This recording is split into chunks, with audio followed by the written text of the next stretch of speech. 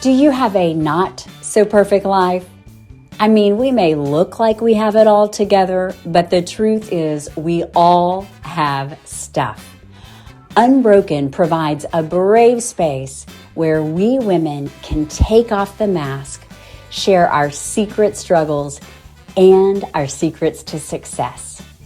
UNbroken, doing life better together.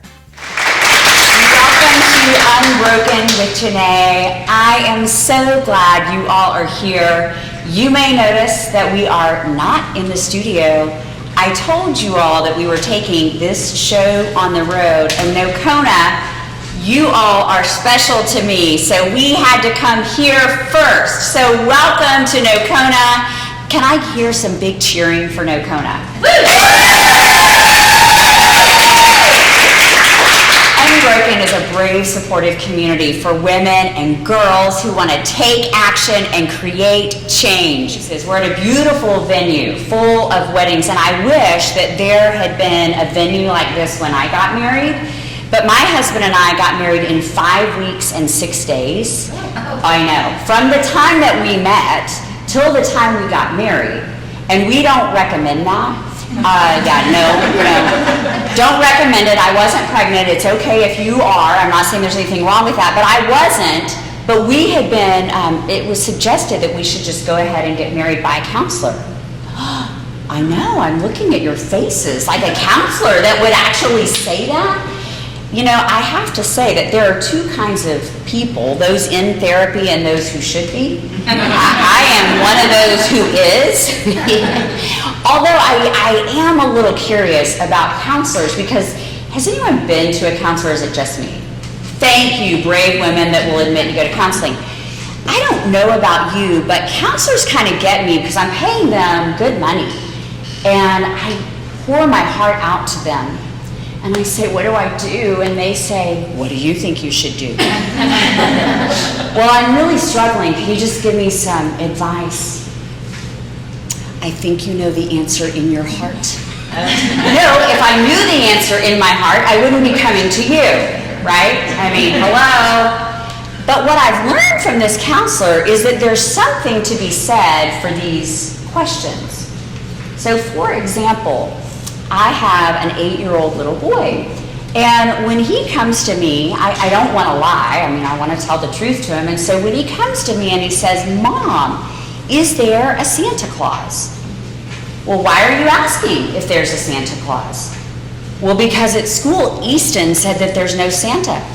Who's Easton? Well, Easton's my friend. What kind of friend? So before I know it, he is off topic and he's forgotten about Santa. Use the questions, ladies. It's a pro tip. I'm just saying.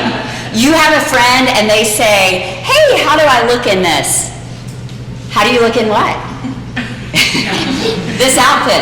What part of the outfit are you referring to? Right? I mean, I just want to keep it real, people. And it's really funny, a great kind of neutral word that you can use, interesting. You look interesting. Yeah, it's interesting.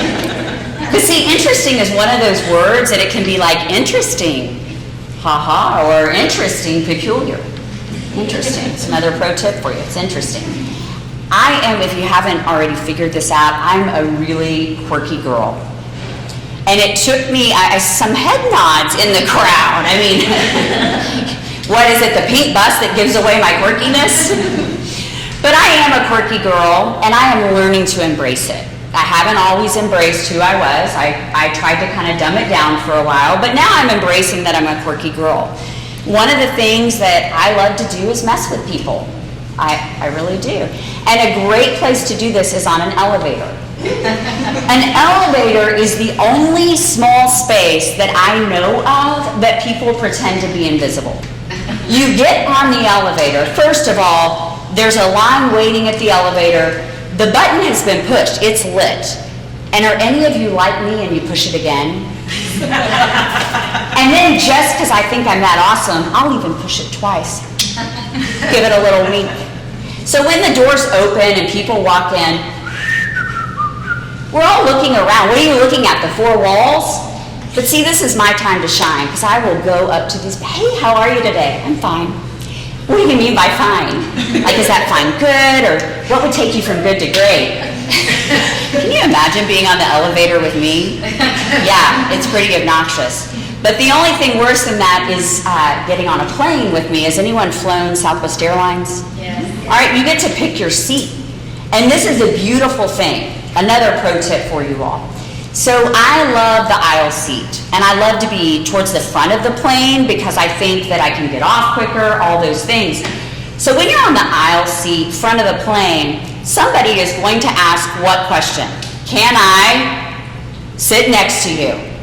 And so I love people, and so I always say, you absolutely can. I will let you know that I've had a really bad stomach virus, but I haven't gotten sick in the last 20 minutes. You are more than welcome to sit here, but just know it's at your own risk. And oddly enough, I get to sit by myself all the time, right? We have some nurses in the group. You should ask my poor husband. He gets embarrassed when I do these things, but you know, that's just me. I think worse than being my husband, because he's a big personality, you can be my son. So if you can imagine being 8 years old, having a mom who drives a pink bus, always fun in the carpool line. Hey, you know, everyone's coming in their little cars, weaving in and out, and I'm like, beep, beep, hey. People move out of the way, I don't know why. But you see, you combine a motivator with a television producer, and my son is hosed. Because as a TV producer, we are always looking for good content. And so what that looks like is when something really content-worthy happens, we need him to do it again. So when he was learning how to ride a bike, we had spent hours teaching him how to ride a bike. And my husband thought that he really needed to go to the next level of bike riding, and he set him down a hill. Now, that was fine, except we had not taught him how to stop. So he goes down the hill and totally crashes and burns. And then there's Mom who says, can we do that again? That was awesome. It would make a wonderful TikTok if you could just do it again. And he is like, Mom. But I don't know which is worse, television producer or motivator, because, you know, he's like, Mom, I've skinned my knee, this is an awful accident. And I'm like, but what did we learn? Anyone a morning person? Okay, I don't see any morning people. Imagine this little ray of pink sunshine waking you up. Good morning! It's gonna be a great day today! And my son, who has this blonde, curly hair, is like, Mom, get out. Yeah, I think he, at this point, is looking for a replacement in his mother. I do think so. But I don't blame him. I mean, he's got a mom who's out there. He's got a mom who really likes to not keep secrets. Anyone in here keep secrets? Okay, a couple of secret keepers. I get it. I mean, we have secrets. When I was single, I went on a date, and does anyone remember like the hair ponytails? That like if you had a little wimpy ponytail, these things, okay, I'm seeing some head nods, these things would just make your hair like fantastic. So it's Texas, there's a lot of wind, I'm on a date. I get out of the valet line, whisk my hair, and there goes my ponytail flying. And I'm like, it looks like a little squirrel. And I'm like, then the real question comes. The valet's looking at me, I'm looking at him, do you go after it? Because my date hadn't seen it, right? And then by the time my date gets around, he's like, what is that? I go, squirrel, squirrel. It's my hair, my hair. But, you know, hair is important to women. Don't y'all agree? Yes, hair. I recently came out of the wig closet. Yep. Oh my goodness, now y'all are looking like, is that her hair? Is that a wig? What does she mean she came out of the wig closet? But last year, it was a rough year, and I had lost some of my hair, and I had a friend going through cancer, or cancer treatment, and she was going to a wig store, and I went with her, good supportive friend. You know, and I think that buying a wig alone is kind of like drinking alone. You shouldn't let friends do that. So, you know, she's trying on things, and I start trying on things, and I'm like, dude, I love this stuff. And then people were like, Janeé, your hair looks so awesome. And at first, again, didn't want to lie, but I don't know how to respond to that. Thanks, where do you get it done? Mimi's. Mimi's in Dallas. Mimi's, that's the name of the wig store. And then they would say, so who's your stylist? Raquel Welch. She was, because she's the wig creator. Oh, and then what color do you go? So it's a whole thing. And it's very funny because since I've come out of the wig closet, then instead of talking to me, you can tell people are looking. Is that really her hair? Is this one of those wigs? And you don't want to ask, right? You don't want to be like, so is that one of them? Yeah, so it's been very awkward with my friends. But I have to say that I think sometimes we don't really help a sister out. Like, let me ask you, do you tell your friends when they have a booger? Yes, okay. Let me ask you this. What if it is a colleague? Don't know him very well. Yeah. Okay, see, y'all are braver than I am. Here's what I try to do, little incognito. So, there's a colleague with a booger. Hi, my nose is really itchy. Is yours itchy? No.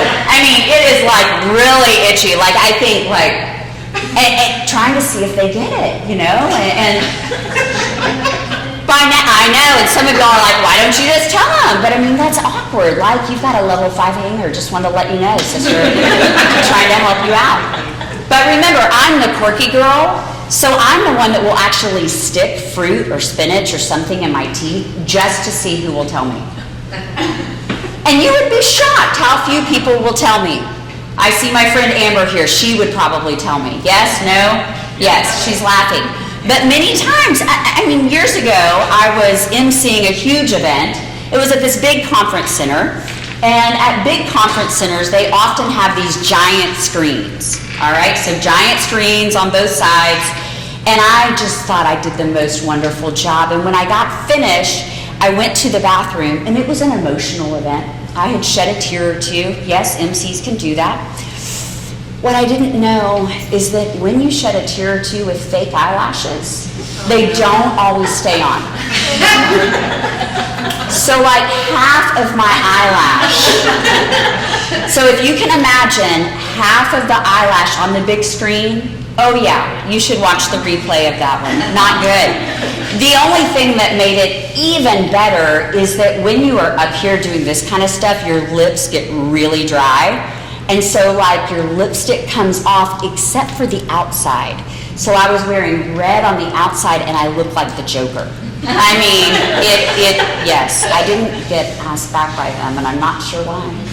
Just kidding, no, but tonight we've talked about bravery, we talked about secrets, and there's a reason that I like to share. First of all, let me just tell you all, I don't like doing comedy. This is one of my, and I've done it at comedy clubs, but there I don't know people. But I know several of you humans. And sometimes I get worried that I might be judged. Can anyone else relate? And all kidding aside, what would life look like if we could stand in our quirks? If we could be comfortable with who we are? If we as women, not just the boogers, but if we as women really said, hey, you know what? I've got your back. You don't have to go through whatever you're going through alone. And why don't we do that? Any guesses? Shame. All right, shame is one. Anyone else? There's no right or wrong. Fear of what? Fear of betrayal. Fear of betrayal? Yeah. Betrayal. No one's ever been betrayed here, right? Anyone ever had a friend and they say, you can tell me anything, I won't judge you? For me, there have been times that I've shared and I'm like, no, the audible gasp doesn't help. Simmer down. And then they'll be like, I just can't believe you did it. I thought you said no judgment. How does that allow me to share more? But seriously, what would life look like if from 8 or 9 we started learning how to be brave? What would it feel like if we could walk in who we were made to be? There were so many times I didn't want to wear pink because I was worried about what people thought of me. Well, now with the big bust, clearly I'm over that. And so I want to encourage all of us tonight to think of one thing. What is one thing that like makes you you? And how can you stand in that? And I didn't get here overnight. I didn't get here by myself. I had a lot of women coming alongside me, cheering me on, saying, you know what? I see something in you, and you can do it. See, we're not meant to do life alone. And sometimes, I don't know about you all, but I know that for me, I think that being a strong woman means I have to be able to do everything. Oh no, I'm good. I don't need help. I've got this. I don't have this. And you don't have this. We need one another. And that is why our tagline is doing life better together. Because we are better when we do life together. If you want Pink the Bus and Unbroken to come to your town or your gals group, email us at hello@theunbroken.org. And be sure you're following me at Real Janeé Hill and the Unbroken Squad on social media.